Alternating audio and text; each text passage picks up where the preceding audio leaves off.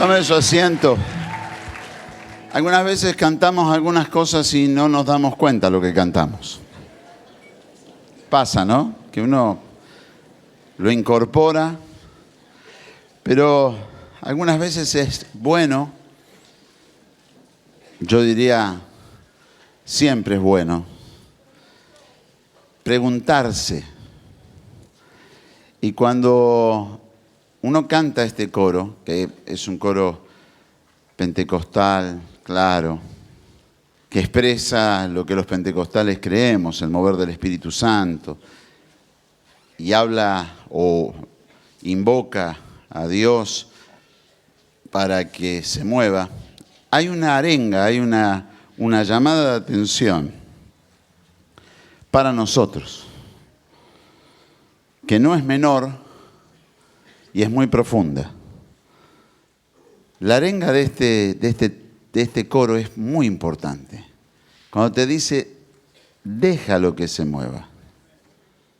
Esto está implicando que el Espíritu Santo quiere moverse, pero yo soy quien le va a permitir hacerlo o quien le va a impedir hacerlo.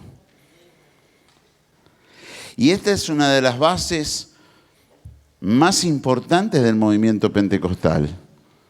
Y de nosotros como creyentes, de nosotros como hijas e hijos de Dios.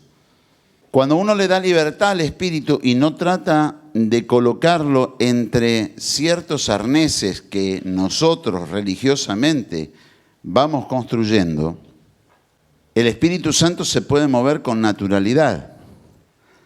¿Cuál es el problema? Y bueno, la iglesia pentecostal nació de esta manera.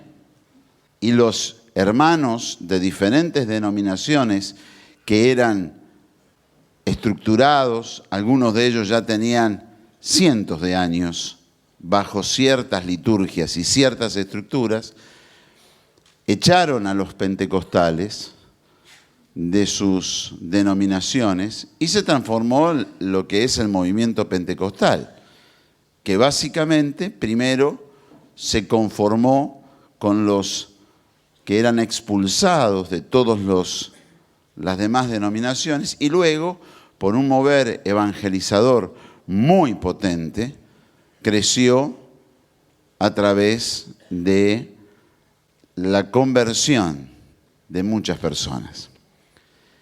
Ahora, la iglesia pentecostal sufre la misma situación y genera algunas estructuras que se hacen tan rígidas que el Espíritu Santo no se puede mover. ¿Se entiende?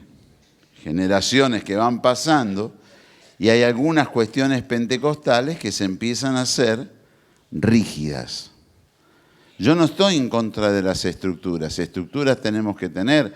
Dios creó nuestro esqueleto, que por cierto es bastante feo, pero es lo que nos mantiene a nosotros erguidos. Si nosotros no tuviéramos el esqueleto, estaríamos siendo una bolsa de órganos y piel, ¿no?, tirados en el piso. Estamos erguiditos y tenemos la forma que tenemos porque tenemos una estructura que es el esqueleto. Pero esa estructura, como el esqueleto, tiene que ser flexible. Porque si se vuelve rígida, usted no puede caminar. Usted no puede mover los brazos, usted no se puede agachar, porque se vuelve una estructura rígida. Por eso Dios en el esqueleto, en la estructura ósea, puso las articulaciones. Y las articulaciones me permiten que yo sea flexible. Hay algunos que son contorsionistas, se doblan todos. Bueno, también los hay de este tipo que aceptan todo y no tienen ninguna clase de estructura. Y eso no sé si está tan bueno. Es una cuestión que cada uno decide qué le parece. Pero cuando este coro viene y nos dice a nosotros, los pentecostales, che, déjalo que se mueva. Te está exhortando y te está diciendo, cuidado, que si te pones rígido, el Señor va a estar haciendo cosas grandes, pero vos no vas a recibir ninguna. Texto bíblico, simple, sencillo. Marta, Marta, afanada y turbada estás. María eligió la mejor parte. Es decir, una estaba con toda la estructura de que había que servir y que había que hacer y quería que la hermana estuviera con ella. Y Jesús le tiene que llamar la atención y decir, mirá, estás afanada y turbada y hay algo importante que está sucediendo. Yo estoy dando una enseñanza y vos te la estás perdiendo, porque tu estructura hace que no le prestes atención a mis palabras. ¿Qué es más importante? ¿Lo que estoy diciendo o que sirva las mesas? Deja que ya cuando llegue el momento, si no les servís las mesas, van a ir a la cocina y van a arrebatar la cocina y la van a comer toda. Jesús no andaba con aristócratas, andaba con pescadores. Olvídese, no le llegaban a llevar la comida a la mesa, se iban a la cocina y no quedaba nada. Esta es la realidad. Pero es bueno que uno piense un poquito, medite un poquito en lo que canta. Yo insisto con las canciones, con lo que cantamos, porque lo que cantamos tiene una doble función. Y déjenme que me meta un poquito en esto porque creo que es importante para que lo entendamos como comunidad, como pueblo. Si algo en este tema hizo la Reforma, que en este año se cumplen 500 años de ella,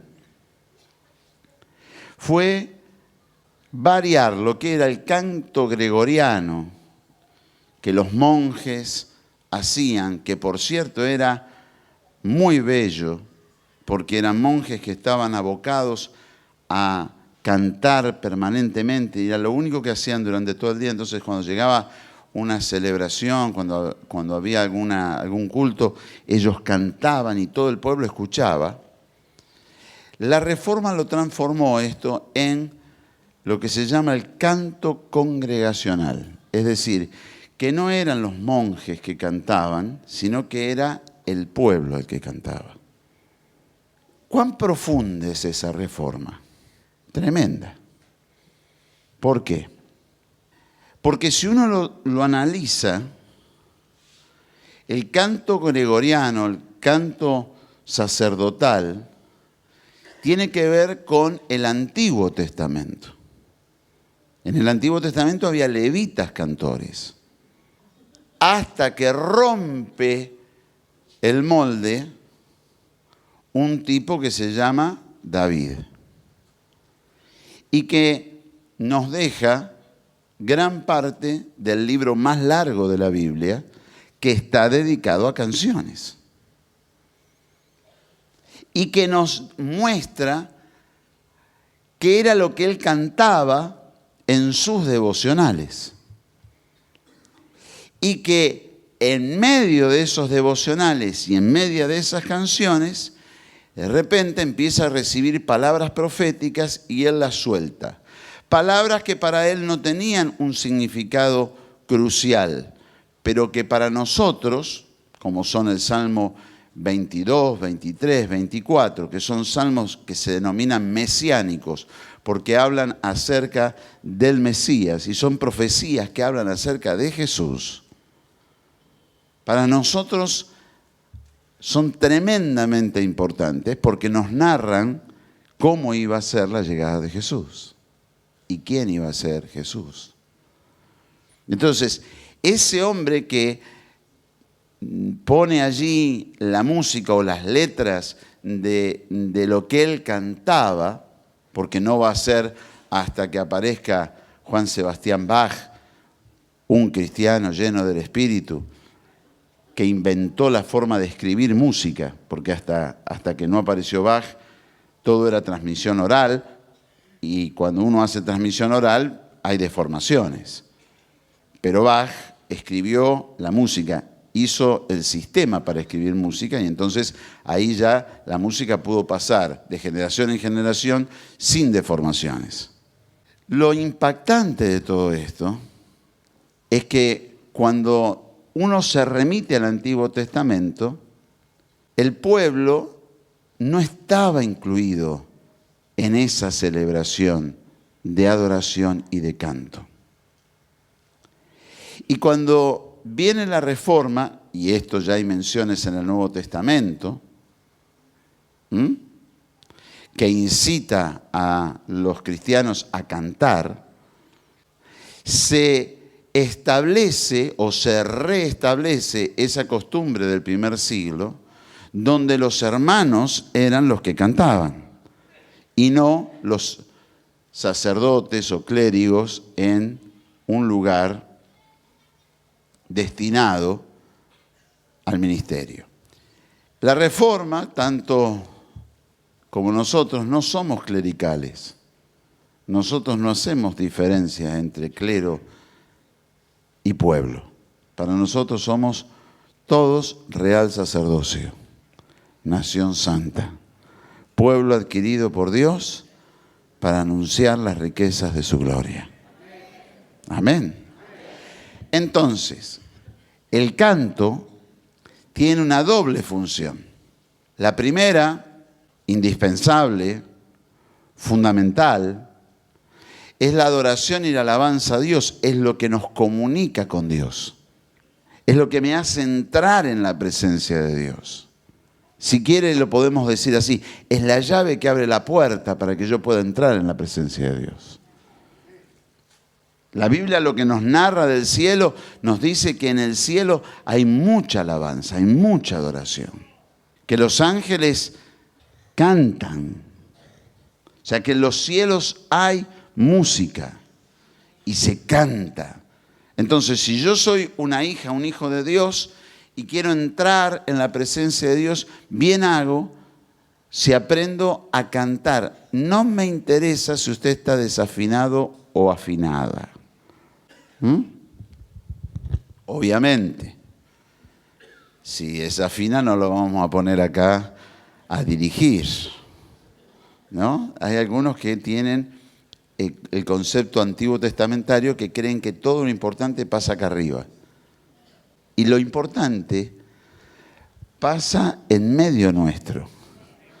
Nosotros tenemos esta plataforma acá arriba porque tenemos una fábrica como iglesia y no íbamos a hacer cambiando los peraltes del piso para hacer una plataforma más baja.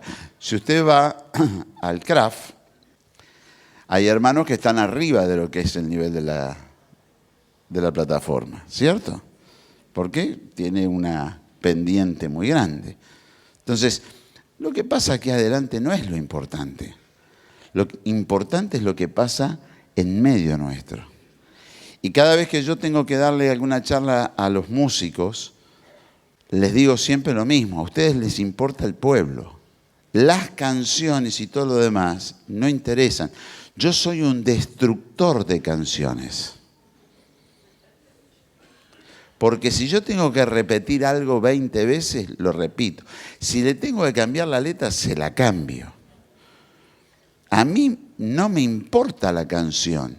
A mí me importa que el pueblo esté recibiendo. No me interesa. Lo otro es secundario. Ahora dice, bueno, van a hacer un recital. No, en un recital sí, canta bien la canción, honrar la canción. Pero en el momento donde se está ministrando, ¿qué es importante?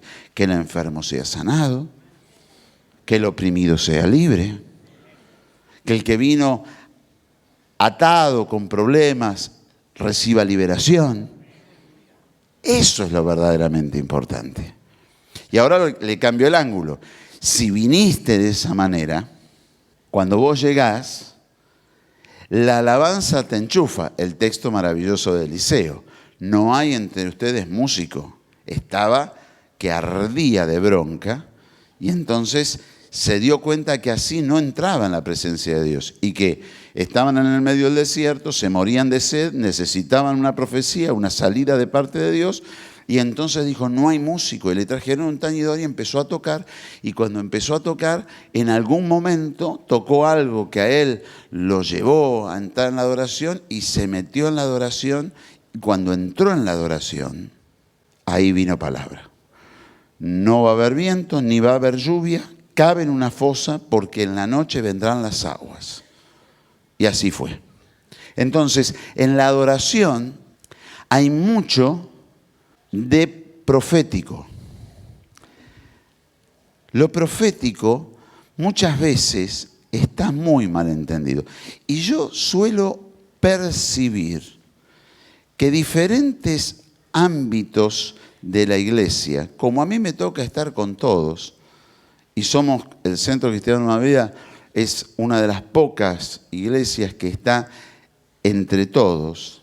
Estamos con los pentecostales, estamos con las iglesias históricas y estamos con las iglesias tradicionales. Estamos con todos, con lo cual estamos diciendo que no estamos de acuerdo con todos. ¿Está? Porque si hay diferencias entre ellos y nosotros estamos con los tres, estamos diciendo que no concordamos en algunos puntos con todos. Pero yo veo que algunas veces algunos grupos hablan de lo profético y creen que lo profético es una denuncia social política. Los que me conocen a mí, yo soy uno de los que está en contra del templo. Alguna vez me acusó, porque ustedes saben que dentro de la iglesia hay un movimiento tremendo judaizante, ¿no? Que inclusive dicen que a Jesús no hay que decirle Jesús, hay que decirle Yeshua, y casi que quisieran aprender a hablar en hebreo para no hablar en castellano. Yo que soy cuarta generación de argentinos y tengo en una mano una boleadora y en la otra un mate, yo, como le dije una vez a uno que me tenía un poquito cansadito, dije, mira, yo digo ñandeñara y me responde. O sea, yo lo llamo en guaraní y el Señor me responde. Y no puedo seguir orando en guaraní porque me resulta muy difícil, nunca pude aprender. Pero si supiera guaraní, oraría en guaraní. Te lo puedo asegurar. Y así otras lenguas de nuestra América, el quechua, y lenguas que tienen una riqueza que es impresionante. Hay muchos que en ese movimiento empiezan a amar todo lo judío tanto, que lo elevan a un nivel impresionante. Y están las canciones. Señor, llévame a tus atrios, al altar de bronce. Y uno dice, primero, el altar no está en el atrio, porque no está haciendo referencia a nuestras iglesias, está haciendo referencia al templo de Jerusalén. Y entonces en el atrio, que era donde podía entrar el pueblo, después estaba el lugar santo, donde solo podían entrar los sacerdotes, y después estaba el lugar santísimo, que era donde solo entraba el sumo sacerdote. En el atrio estaba el altar, y algunos dicen, el altar era un lugar para arrodillarse y orar. No, el altar era una parrilla. Veo que muchos dicen, los argentinos vivimos comiendo asado, bueno, antes por lo menos. Comiendo asado y qué sé yo, qué sé cuánto, ¿no? Qué carnales, qué esto, qué aquello. Bueno, en el atrio había una parrilla y esa parrilla era de bronce, para limpiarla más fácil. Entonces la gente venía con su animalito que iba a ofrecer en sacrificio y el sacerdote ahí, en el atrio, sacrificaba el animalito. ¿Se entiende? Fácil. Entonces cuando yo canto y digo, Señor, llévame a tus atrios, al altar de bronce, estoy refiriéndome al templo de Jerusalén. Entonces yo le pregunto a Dios, Señor, ¿vos querías el templo? Y cuando David dijo, voy a hacer un templo a Dios porque no puede ser que yo tenga la casa que tengo y Dios esté el arca de Dios esté entre lonas, entre tiendas. Y Natán, que estaba embaladísimo porque habían traído el atrio, dijo, hacé lo que quieras, Dios está con vos. La noche aquella no fue muy tranquila. Para David no fue tranquila porque Mical lo recibió, la mujer, y le dijo, ¿qué? ¿Cómo se ha honrado el rey hoy? Una forma muy irónica, ¿no? danzando como un cualquiera del pueblo. Y David se cazó una bronca de aquellas y le dijo, todavía me voy a deshonrar mucho más porque yo voy a estar con el pueblo.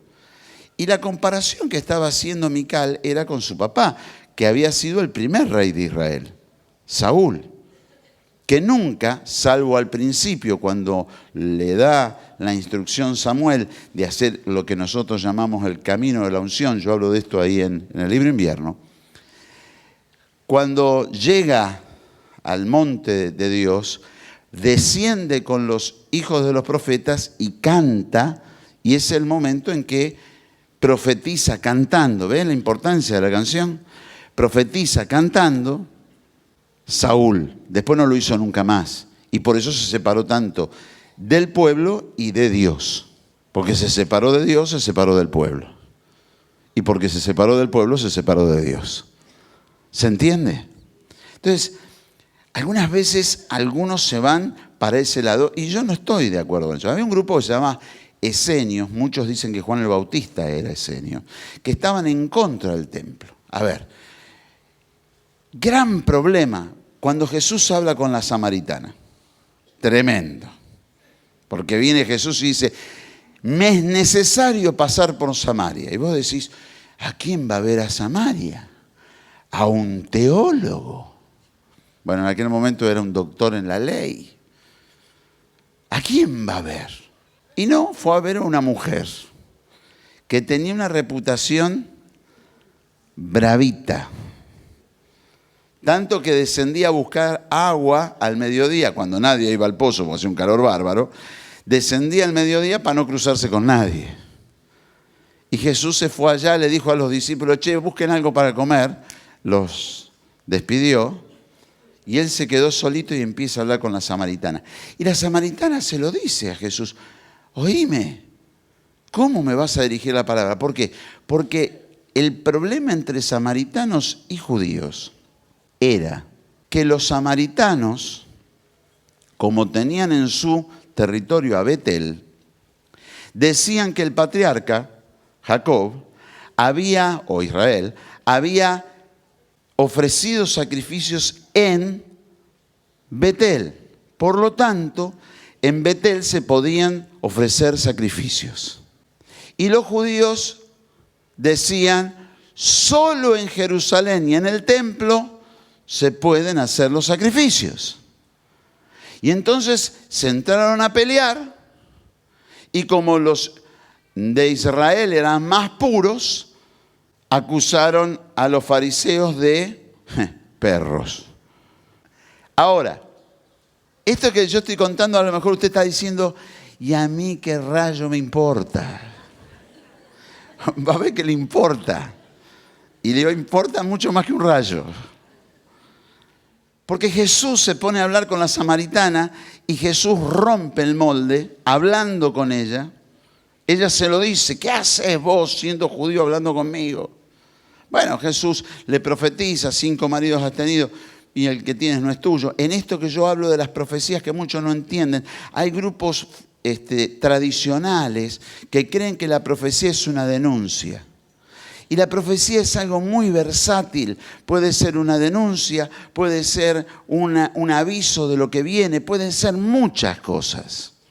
Y hay otros hermanitos que creen que la profecía es el horóscopo cristiano. Entonces dígame qué me va a pasar. ¿No? Entonces te profetiza. Y de esto hay todo un ambiente tremendo de profetas. ¿Vio que antes estaban los sastres a la medida?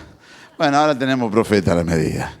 Entonces te ven y te dicen, vas a prosperar, vas a esto, vas a que... Siempre cosas buenas. Siempre cosas buenas. Mientras que de repente Simeón se le planta a María y le dice, y una espada traspasará tu alma para que sean revelados los pensamientos de muchos corazones. Es una profecía tremenda que da Simeón cuando presentan al niño Jesús. Es impresionante. Entonces, ni para allá, ni para acá. Lo que ayer yo decía era, tomaban el caso de la mujer que la viuda que dio la ofrenda, ¿no? Y decía que la viuda en realidad tenía que cobrar del templo, qué sé yo, toda una historia tomada del Antiguo Testamento. Esa misma historia la van a repetir en la iglesia de Jerusalén en el primer siglo, y así le fue a la iglesia de Jerusalén en el primer siglo. Y Pablo, cuando enseña sobre esto, enseña algo completamente diferente y nos muestra que en el Nuevo Testamento las cosas se hacen de una manera diferente. ¿Se entiende? ¿O me hago entender? Es interesante esto. ¿Por qué? Porque estos extremos donde toman un texto, porque lo que hablaba ayer, el que exponía, decía, no, el tema es que hay que leer todo el contexto, y en el mismo texto Dios dice de que Jesús dijo que no iba a quedar del templo piedra sobre piedra, etcétera, etcétera, etcétera. Y usted sabe que lo de piedra sobre piedra sí tiene que ver con el templo, pero también tiene que ver con su resurrección. Entonces Jesús daba a conocer un evangelio que era completamente diferente. Le estaba diciendo, lo importante no es el templo. Lo importante es la comunión nuestra con Dios en cualquier parte. Por eso le dije que le iba a importar más que un rayo. Porque no es ni Betel ni Jerusalén, es el lugar donde estás. Y en el lugar donde estás, Dios se manifiesta con poder. Y entonces viene este canto que recién Alexis nos ministraba y dice, déjalo que se mueva. Porque Dios está. No. Dios solo está en Jerusalén. Dios solo está en el templo. Dios solo está.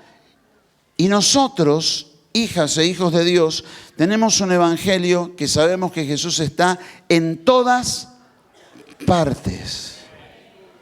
Y que basta que yo clame a Él para que Él descienda y se manifieste con poder. Por eso me gusta tanto ese coro que estamos cantando en estos días y que los chicos lo grabaron y lo pusieron en las redes sociales. Siento a Cristo. ¿Dónde? En este lugar. ¿En qué lugar? En donde esté. Siento a Cristo. ¿Dónde? En este lugar. Y mi alma arde dentro de mí. Siento a Cristo en este lugar. Si yo llego a un lugar y no siento a Cristo, pueden pasar dos cosas. Puede ser que la gente que está ahí sea más bien anticristo y lo que se haga sea anticristo. Y lo anticristo es aquello que se opone a Jesús. Y cuando yo llego a un lugar y digo, acá no está, no se siente la presencia de Dios, uno lo reconoce muy bien. Si el enemigo está presente, lo que hay que hacer es reprender. Y entonces, con autoridad, empezás a reprender. La alabanza atrae la presencia de Dios, y cuando la presencia de Dios está, la gloria desciende. Y cuando la gloria desciende, todo empieza a suceder. Los milagros empiezan a suceder. Lo imposible se empieza a dar. Por eso, cuando estamos en un culto, a mí me dicen, ¿qué liturgia tienen ustedes? Y miren, tenemos una liturgia laxa, porque si en el medio de la prédica queremos cantar, cantamos. No estamos atados a algo, pero la alabanza es parte fundamental de nuestra vida. Para nosotros alabar a Dios es clave, porque ahí entro en la presencia de Dios. Y cuando entro en la presencia de Dios, todo es posible. Todo es posible. Amén. Ahora, la segunda fase de la alabanza que es importante es la enseñanza que graba dentro de nuestros corazones. Por esta causa, Martín Lutero decía, no se puede hacer teología sin música. Porque lo que uno canta se le queda grabado en el corazón. Se hace parte de nuestro ser. Y es tan importante que usted y yo cantemos, porque lo que yo canto se me va grabando en el alma. Y lo que voy cantando, y en algunos casos son cánticos proféticos, donde de repente cuando los escribís, y a mí me ha pasado, cuando los escribís, no tenés ni noción de lo que escribís. La canción Piel por Piel para mí es fuertísima. En esta semana Tiki me mandaba un texto bíblico que es Salmo 92, 94, 92. 94, 20 dice, se juntará contigo el trono de iniquidades que hace agravio en forma de ley. Que hace agravio en forma de ley. Esto es un salmo que fue escrito en el 1000 antes de Cristo. Y yo en un devocional tuve ese texto junto con otros de Isaías y todo lo demás, y de repente caí en el texto de Job, Job 2:4, cuando el diablo le dice a Dios, tócalo y vas a ver cómo te niega. Piel por piel, tócalo y vas a ver cómo te niega. Y yo que en ese momento estaba muy metido en el libro de Job y orando y leyéndolo permanentemente en mis devocionales, se me mezcló con todo y salió una canción. Y en una de las partes la canción dice, ¿quién oscurece el consejo con palabras sin sabiduría? Es decir, ¿quién oscurece el consejo sin sabiduría? Y dice esto precisamente, ley que justicia no es. Es este texto. Y uno dice, ¿pero de dónde sacó eso? A ver, ¿es una canción de protesta? No, es una canción profética. Te está diciendo que en estos días hay leyes que no son justas. Y que no tenés que creer que todo lo que es legal es bueno. Porque muchas de las cosas que son legales son malas. Y la canción lo que dice es esto. Lo dice de otra manera el salmista. Dice, la ley que hace agravio en forma de ley. Es decir, hacen una ley que es un agravio. Nosotros tenemos esto aquí. En el mundo entero está pasando. La palabra que ministré en el fin del trimestre, entre los textos, está el de Apocalipsis 3 de la iglesia de Filadelfia. Dice, yo te libraré de la hora de prueba que viene sobre el mundo entero. Y esto lleva a un ejercicio. Yo no tengo que mirar lo que sucede en el mundo como si fuese a sucederme. Tengo que aprender que en el mundo impera el espíritu del anticristo y entonces yo voy a ir contra ese espíritu con el espíritu de Cristo. Dice la Biblia bien clara en 2 de Tesalonicenses. Al momento hay quien detiene a ese espíritu del anticristo. ¿Quién es? El Espíritu Santo. ¿Dónde está el Espíritu Santo? Ve qué importante es el coro que cantaba Alexis. Déjalo que se mueva. Dígame un amén con ganas. Porque hay algunos que no lo dejan que se mueva y dicen, vos mirá lo que está diciendo las noticias. Pero hay algunos que se meten. Y cuando van a orar, el Espíritu Santo dice, yo voy a hacer esto, aquello. Y le dicen, no, ¿qué vas a hacer? Mirá lo que están haciendo. Mirá lo que está pasando. Y el Espíritu Santo dice, y déjalo que se mueva, y déjalo que se... Déjalo al Espíritu de Dios. Dice, pero qué canción pava. ¿Te parece que es pava? ¿Qué preferís? Señor, llévame a tus atrios, al altar de bronce. Guarda.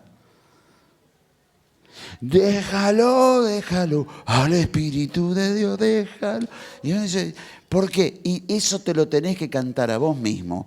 El día malo, el día en que te vienen todas las noticias que son una peor que la otra, cuando todo viene pata para arriba, cuando uno dice, ¿y ahora qué hago? Déjalo al Espíritu de Dios, déjalo al Espíritu de Dios. Y te lo cantás, y déjalo que se mueva, y déjalo que se mueva. Pero usted dice, pastor, usted está medio loco, como David. O David no decía, alma mía, y se hablaba a sí mismo. O nunca te hablaste a vos mismo. Vamos. Dijera Pablo, por cordura, por locura, pero quisiera que recibieras a Cristo. Y si a mí me dicen que estoy loco como una cabra. No hay ningún problema. Algunas veces está bueno estar loco como una cabra. Y cuando el diablo te quiere venir a oprimir y a decir, yo te voy a oprimir, no te voy a dejar, yo digo, déjalo al Espíritu. Pero estás loco totalmente, pero después que vean los milagros, yo los disfruto. Amén. Y los que están conmigo los disfrutan. Porque no hay nada más social que el Evangelio. Porque el Evangelio no recibe milagros en sí mismo o para uno mismo, nada más, sino para los demás. El Señor Jesús dijo, vayan, pongan la mano sobre los enfermos y sanarán. Y nosotros sabemos que nosotros recibimos sanidad de parte de Dios. ¿Cuántos de los que están aquí han recibido sanidad de parte de Dios? La mayoría, todos. Gloria a Dios, pero sabemos que cuando vamos y ponemos las manos sobre un enfermo, el enfermo también recibe sanidad. Y eso es un acto de amor tremendo. Yo siempre digo lo mismo. A ver, hay tiempo que se invierte, hay tiempo que se dejan de hacer cosas de uno para ir a orar en un hospital, para ir a orar por una persona. Es tiempo, es amor. A mí dice el salmista Rubén Rada. Hay una que me gusta mucho, que es la mentira y la verdad, ¿no? Y el coro dice, esto es mentira, pero si no lo fuera, el mundo no estaría nada mal. ¿Y por qué canta eso? Dice, empieza con historias para chicos, ¿no? Y dice que vio un farol que le cantaba una aceituna el arrorró, dice, pero esto es mentira. Pero si no lo fuera, el mundo no estaría nada mal. Pero una parte dice, una señora elegante mata animalitos para lucir muy bien. Esto es verdad. Pero si no lo fuera, el mundo no estaría nada mal. ¿No? O sea que ya estoy generando un activista ahí. Pero hay una canción que dice, me revienta. Se me explota la paciencia, me revienta. No me rompan la paciencia. Y a mí me pasa eso, pero me pasa. Y me pasa mucho. Entonces, nosotros vamos a ser librados de la hora de prueba que viene sobre todo el mundo de esta manera, milagros. Ahora, lo que viene, de acuerdo a lo que dice el mismo Señor Jesucristo en su Apocalipsis, allá en Mateo 24, lo que viene es bravo. No espere ver cosas lindas. Y entonces ahí vienen los pentecostales brutos y te dicen, déjalo al Espíritu de Dios, déjalo.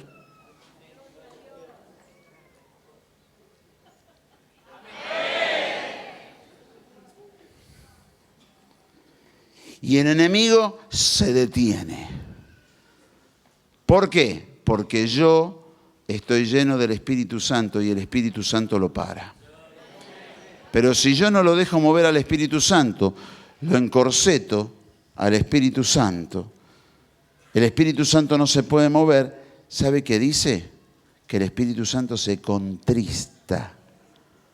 ¡Upa! Y si se contrista puede llegar a irse. ¿Por qué? No lo dejan. Tenés que hacer lo que nosotros queremos como nosotros queremos. No pueden abrirse, no pueden recibir revelación, no pueden entender que un mismo texto bíblico que significa algo, el Espíritu Santo lo puede aplicar en determinado momento con otro sentido, porque la palabra es viva y eficaz, es semilla que da fruto y fruto de una manera impresionante. Por eso no trates de que la vida te depare noticias grandiosas y maravillosas. Deja que el Espíritu Santo se mueva. Amén. Dice 2 de Tesalonicenses 2. Pero con respecto a la venida de nuestro Señor Jesucristo. ¿Cuántos se lo están esperando? ¿Qué cantamos, pastor? Mire, ahí tiene. Maranata, Maranata. Ahora ven, Señor Jesús. ¿No? Es una oración, es un pedido, es un ruego. Pero hay otro que tenemos nosotros, que es nuestro, ¿no? Que dice, esperándote. ¿Cuántos creen que Dios viene sobre tu vida? Pero con respecto a la venida del Señor Jesucristo, de nuestro Señor Jesucristo y nuestra reunión con Él, yo estoy esperando ese día. Os rogamos, hermanos, que no os dejéis mover fácilmente de vuestro modo de pensar. Todas las palabras que están viniendo en estos días están basadas en que no te engañen. Porque hoy con lo que se llama posverdad se engaña a la gente. Porque trabajan sobre los sentimientos, te toquetean los sentimientos para que vos tomes una determinada forma de pensar. No es por la razón, es por los sentimientos. Cuidado. Esto está ejecutándose en el mundo entero, al punto que los periodistas que se largaron a estudiar un poquito del tema hicieron que la Academia de Oxford dijera que en el año 2016 la palabra más importante fue la posverdad. Como un concepto nuevo de entender que te están haciendo creer algo que no es cierto. Y nosotros en la palabra profética para este año tenemos 2 de Juan, donde en el primer siglo, porque fue escrita durante el primer siglo, ya se decía que Jesús no había venido en carne. Y por eso Juan dice, si viene alguien que les dice que Jesús no vino en carne, no lo reciban, es anticristo, no lo reciban, porque el que le dice bienvenido se hace copartícipe con él. De tener en claro esto. Y Pablo acaba de decir, no os dejéis mover fácilmente de vuestro modo de pensar, ni os conturbéis, ni por espíritu, escuche esto, ni por espíritu, ni por palabra, ni por carta, como si fuera nuestra, en el sentido de que el día del Señor está cerca. No te dejes perturbar, y lo aclara y te dice, en espíritu, hay espíritus inmundos que tratan de convencer. Cuidado. Pero tampoco por lo que lees, sea general o sea una carta específica dirigida a vos. Cuidado. Está diciendo bien claro, el Señor está cerca. El Señor está cerca. Nadie os engañe en ninguna manera, porque no vendrá sin que antes venga la apostasía. El hombre alejándose de Dios. Y se manifieste el hombre de pecado, y está hablando del personaje, el hijo de perdición, el cual se opone y se levanta contra todo lo que se llama Dios o es objeto de culto, tanto que se sienta en el templo de Dios como Dios, haciéndose pasar por Dios. Varias consideraciones con respecto a esto. Algunos tienen una teoría que dicen que como nadie sabe cuándo viene el Señor, el diablo vive preparando anticristos. Y desde Tiglat-Pileser para acá hay tipos de anticristos. Algunos pueden decir que Hitler fue uno de ellos, para poner un ejemplo nada más.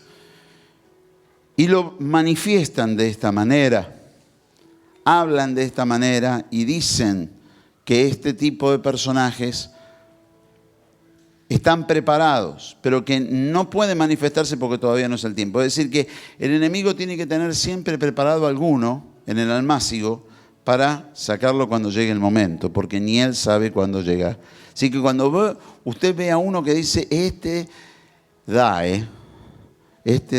todo el concepto, la forma, la apariencia, sepa de que puede ser, pero se tiene que llegar a manifestar. ¿Qué significa manifestar? Tiene que tener poder.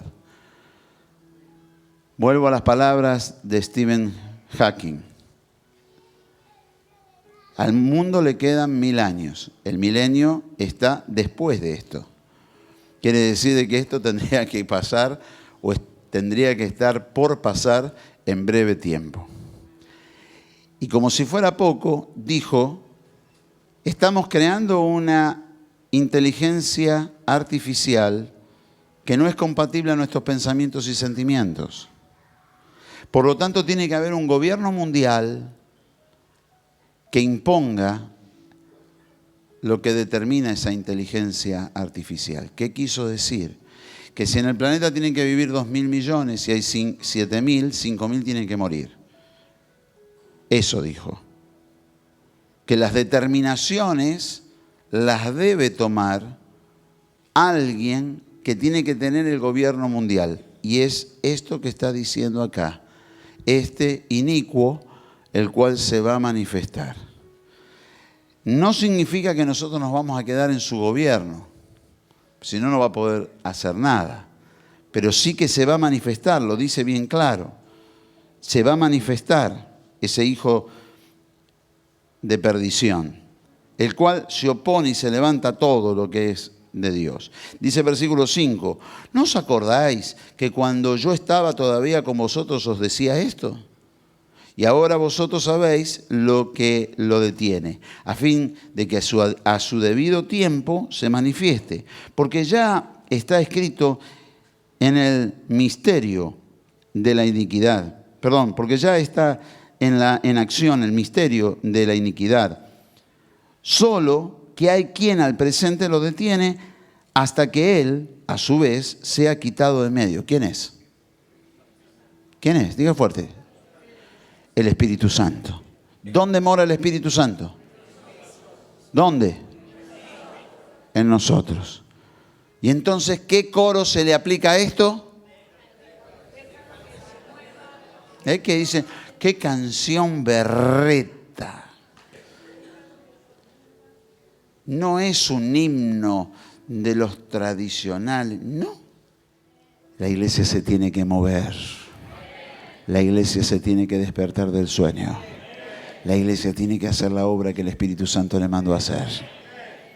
Entonces se manifestará aquel inicuo, versículo 8, a quien el Señor matará con el espíritu de su boca y destruirá con el resplandor de su venida. Está hablando de la segunda venida, no del arrebatamiento. El arrebatamiento es primero y después el Señor viene de nuevo y pisa la tierra. El arrebatamiento no pisa la tierra. Inicuo cuyo advenimiento es por obra de Satanás, con gran poder y señales y prodigios mentirosos, y con todo engaño de iniquidad para los que se pierden, por cuanto no recibieron el amor de la verdad para ser salvos.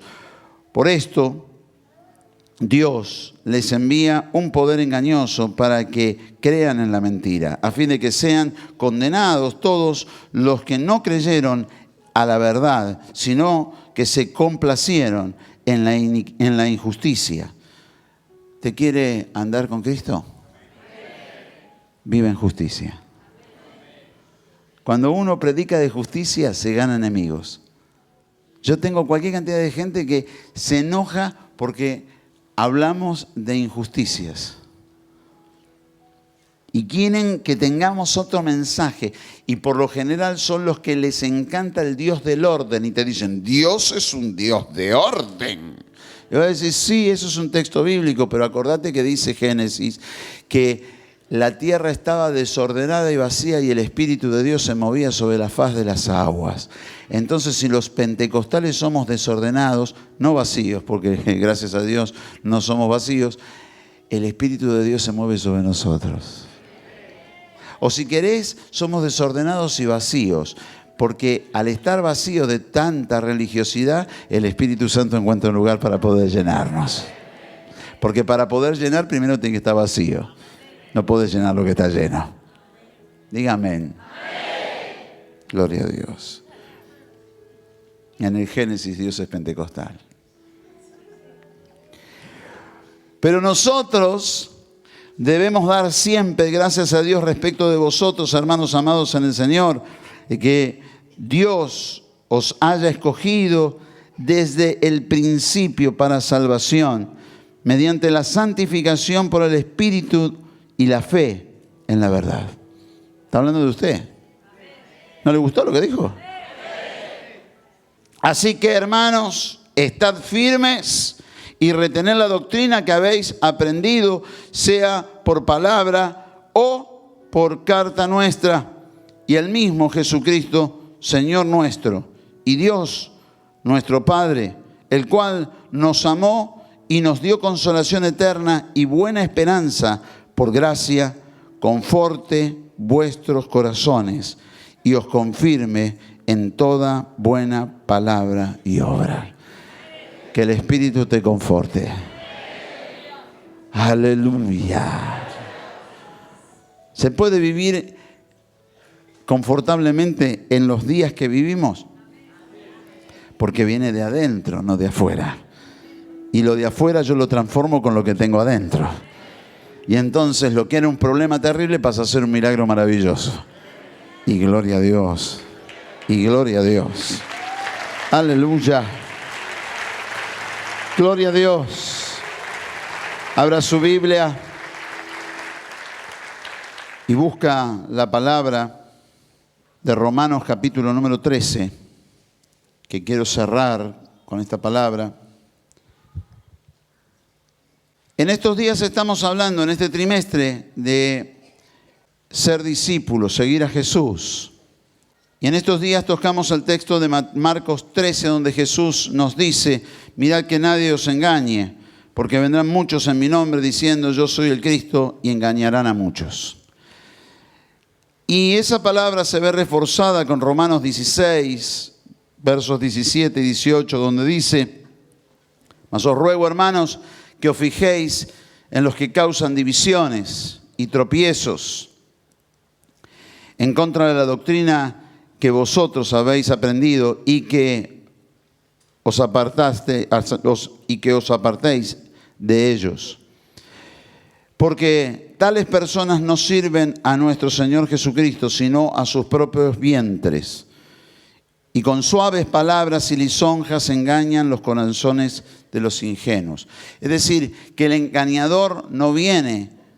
A mí me impacta mucho cuando la Biblia habla de la gran ramera. Muchos dicen, oh, la gran ramera es muy grande. No, la gran ramera es por la potencia de seducción que tiene. No es que está hablando de una enorme persona. No. Está hablando de una capacidad de seducir que es impresionante. Por eso cuando viene Pablo a explicar y a decir cuidado porque vienen con palabras, con lisonjas, con palabras suaves, te vienen a convencer, te observan y saben qué es lo que estás necesitando, siempre te dan la razón, siempre te van arreando para su lado y quieren llevarte para donde ellos quieren que vayas. Y su Dios es el vientre, lo que les importa es el dinero. Y es interesante porque a lo largo de mi vida yo he visto muchísimas veces divisiones. Una vez mi pastor me dijo, había un problema grave en mi iglesia y él me dijo, mira, si vos me haces una división, la cadena de maldición sigue y a vos se te van a hacer divisiones. Si vos cortás, a vos no te van a poder hacer una división nunca. Y yo en aquel momento ni soñaba con hacer una división. Entonces lo que él me decía para mí era algo imposible porque no lo había ni pensado. Y realmente fue así. Y entonces yo he visto que muchas veces cuando alguien se levantó y quiso hacer algo, feneció, se marchitó. ¿Por qué? Porque nosotros, Centro Cristiano Nueva Vida, y lo mismo era en la iglesia que empecé a pastorear allí en la villa, nunca edificamos sobre el fundamento ajeno. Siempre fuimos a las almas nuevas, a ganar almas nuevas. No nos importó, durante muchos años estaba prohibido aceptar en la iglesia a un creyente de otra iglesia. Hasta que Dios me habló y me dijo, hay muchos que no son pastoreados, tenés que cuidarlos. Porque no vienen acá, se van al mundo. Pero nunca nosotros tratamos de seducir a alguien de otro lugar. ¿Por qué? Porque no es la manera. Eso no es lo que enseña Jesús. Cuando alguien viene con ese espíritu, ya viene mal. Ya está mal. Y hoy los engañadores pululan. Y los engañadores han crecido, y este tema de la posverdad es muy grande y muy extenso, han crecido y se han desarrollado en todos los ámbitos de la vida. No solamente en lo que es la doctrina cristiana, la enseñanza de la palabra de Dios, sino que lo ves en la política, lo ves en la economía, lo ves en las artes y en las ciencias.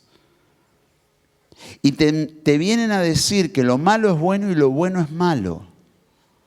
Y te tratan de convencer que lo que vos crees que es bueno, en realidad es malo. Ese tipo de situaciones se está dando en el mundo entero y hoy se mueve. ¿Por qué? Porque el que va a venir es el engañador. Si tiene una virtud es esa, la de engañar. O un defecto, si lo quiere decir con propiedad. Y nosotros como hijos e hijas de Dios tenemos que plantarnos firmes y decir, cuidado, que nadie te engañe, lo dijo Jesús. Y viene Pablo y dice, cuidado, que vienen con lisonjas, vienen con palabras suaves, te dicen lo que vos querés escuchar y después te terminan robando. ¿Por qué? Su Dios es el vientre. ¿Está claro? Yo sigo insistiendo que en la democracia, por ejemplo, tendría que existir un juicio veloz para juzgar a los que prometen una cosa y hacen lo contrario.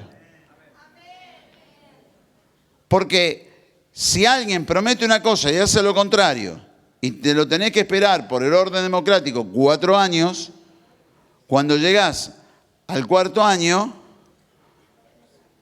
ya te velaron hace 2. No sé si fui claro. Esto que Pablo está diciendo, esto que Jesús está diciendo, ya no se aplica solamente a la doctrina cristiana. No. Esto se aplica a todo. A todo. Entonces, uno dice, muy bien, nosotros estamos hablando de ser discípulos de Cristo. Muy bien, ¿qué dice la palabra con respecto a esto? Romanos, capítulo 13, versículo 9, dice, porque no adulterarás, no matarás, no hurtarás, no dirás falso testimonio, no codiciarás. Y cualquier otro mandamiento en esta sentencia se resume. Amarás a tu prójimo como a ti mismo. El amor no hace mal al prójimo. Así que el cumplimiento de la ley es el amor. Y esto conociendo el tiempo, que ya es hora de levantarnos del sueño. Decirle que está al lado, despabilate. Despabilate. Ya es hora de levantarnos del sueño, porque ahora está más cerca de nosotros nuestra salvación que cuando creímos. El Señor viene pronto. La noche está avanzada y se acerca el día. Desechemos pues las obras de las tinieblas y vistámonos de armas de luz. No combatas al diablo con las armas del diablo. Usa las armas de luz. Y lo que yo hablo, la oración de 2 filos, pedí la sangre de Cristo sobre todo, que protege a los que son de Cristo, que salva a los que se arrepienten y que es como fuego que hace arder a los demonios y los pone en evidencia y los derrota. Pedile a Dios que mande ángeles que batallen por tu vida y que estén y se opongan a los que son enemigos. Y pedir al Espíritu Santo que te llene de dones y de frutos y que sea ascuas de fuego alrededor de la cabeza de los que te quieren dañar. Esa capacidad de entender, vamos a vestirnos con las armas de luz. Yo no pido, Dios, castigalo. No digo, Señor, tu sangre sobre él. Si se arrepintió, tu sangre lo va a salvar. Si es tuyo, tu sangre lo va a proteger. Pero si es del diablo, se va a manifestar. Es aceite hirviendo lo que le estoy tirando encima. ¿Está claro? O sea, no es tener armas y salir a decir cualquier barbaridad. No, armas de luz, armas de luz. Nos tenemos que vestir con las armas de la luz. Andemos. Vos das a alguien, estás bendiciendo. Nosotros que oramos para que Dios te provea, te prospere, para que en estos días donde todo es negativo, reciba los milagros más grandes, sea prosperado de una manera tremenda, Dios haga cosas impresionantes en tu vida. Pero siempre pensamos en darle trabajo a muchos. O sea, que lo nuestro no es egoísmo, decir dame a mí, para mí, sino que nosotros estamos diciendo, Señor, yo quiero bendecir a muchos. Esos son armas de luz. El que ora con egoísmo está en tinieblas. El que ora con dadivosidad, el que ora con generosidad, el que ora con solidaridad, está usando armas de luz. Aleluya.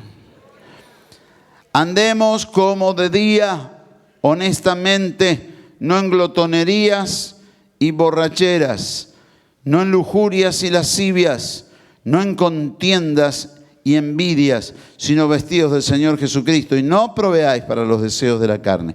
Y muchos se agarran de acá para decir todo es de la carne. Eso es de la carne, aquello es de la carne.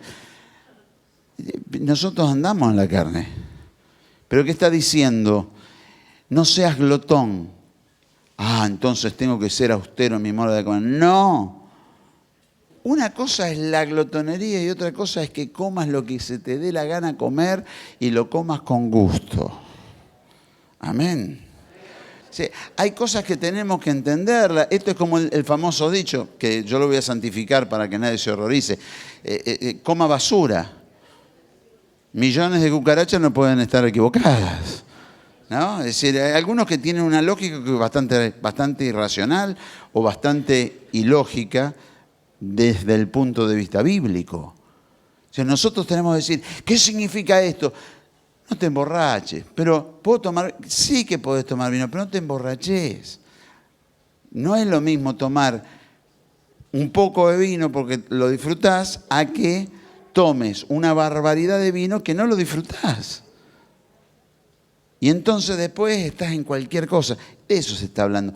Son excesos que dañan. Que dañan. Y va a hablar de lujurias, de lascivias. El sexo es pecado. No, la lujuria no es lo mismo. El sexo como una expresión de amor a los tipos libidinosos y las tipas, porque hoy hay de todos los colores, que están todos relacionándolo con el sexo. Como dijera un pastor amigo mío, tienen dos sexos, uno donde lo tiene que tener y el otro acá, en el medio de la cabeza. Todo es sexo, todo es sexo. ¿Qué hace? Reprendé, meté la cabeza dentro de un tacho de hielo, qué sé yo. Hace algo. Yo entiendo que hay una cierta edad donde hay un festival hormonal que los pibes se despiertan y vos tenés que andar cuidándolo.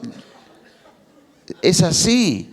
Por eso yo les recomiendo a los padres cuando dicen, no, está bravo, que yo, mandarlo a hacer deporte, que se canse, que quede extenuado, que llegue un momento y que diga, no puedo ni pensar. Eso era lo que quería. Que estés gastando todo lo que tenés de energía. ¿Está? ¿Es malo el sexo? No. ¿Qué está diciendo este texto? Rompamos con la religiosidad. Y entonces los agarra uno y dice, a ver, toda la ley se resume en amarás a tu prójimo como a ti mismo. Amén. Bien. Y a los que se van del otro lado les dice, a ver, ustedes, no se emborrachen, no anden en glotonería, no vivan en lascivia, no provean para los deseos de la carne. ¿Por qué? Porque la carne vos le das un poco y quiere más. ¿O no? Lo que Pablo está diciendo es, a los de este extremo, a ver, córtenla, no se vayan, no usen la bondad del Evangelio como permisividad para hacer cualquier barbaridad. Y los que están del otro lado, déjense de jorobar con tanta ley, con tanta historia. Amen al prójimo, que si ustedes aman al prójimo, cumplen todas las leyes. Dígame, no, ay, ay, ay. Este es nuestro Evangelio. Punto. Por eso ustedes no me van a ver que yo diga desde acá, las hermanas no pueden teñirse el pelo. Esto era algo que se predicaba. Si se tiñen el pelo, están en pecado. Y tengo a uno acá que está orando, me dice, no, que yo tengo una peluquería. Cortala, haz el favor. ¿Está? ¿Lo entendió el Evangelio? ¿Me deja que le diga algo? Disfrútelo. Y entienda que nosotros somos enviados a los nuevos gentiles. ¿Qué significa? A los que no conocieron a Jesús o a aquellos que están apartados, dolidos y dañados por lo que les dijeron en iglesias con legalismos terribles. Amén. Entonces vamos a pelear contra el legalismo. No. Nosotros vamos a predicarle a los que no recibieron a Jesús y a los que están dañados para restaurarlos. Los que están metidos con un evangelio donde Jesucristo tiene un látigo y está preparado para flagelarte ante el menor indicio de pecado, los dejamos que se cuezan en su hervor y se tomen el caldo. No se meta con ellos, porque va a discutir toda la vida y se va a amargar. No. Viva el Evangelio, disfrute el Evangelio, bendiga a los que no conocen o a los que fueron heridos y de los demás déjelos, que si el Espíritu Santo no pudo con ellos, no va a poder usted. Y a lo mejor el Espíritu Santo deja que se cansen y después pueden llegar a lo nuestro. Mientras tanto, no te amargues vos en tratarle de explicar. Deja que el Espíritu Santo haga su obra. ¿Y qué hacemos? Vamos a ganar almas. Vamos a disfrutar con las almas. Y cuando las almas vienen y dicen, no, porque a mí me dijeron, no. Nuestro evangelio es este. Vos crees en esto, que esto es lo que dice la palabra. Ni una cosa, ni la otra cosa. Equilibrio. Navegá acá dentro de estas dos márgenes, de estos dos bordes. Esta es nuestra teología. Entre esta, ahí vamos nosotros y a ganar muchas almas. Porque cada alma que vos ganás y cada persona que es tocada y bendecida, abre los cielos. Y cuanto más se abran los cielos, más bendición inclusive recibís vos. Porque hay bendición sobre tu vida. Amén. Aleluya.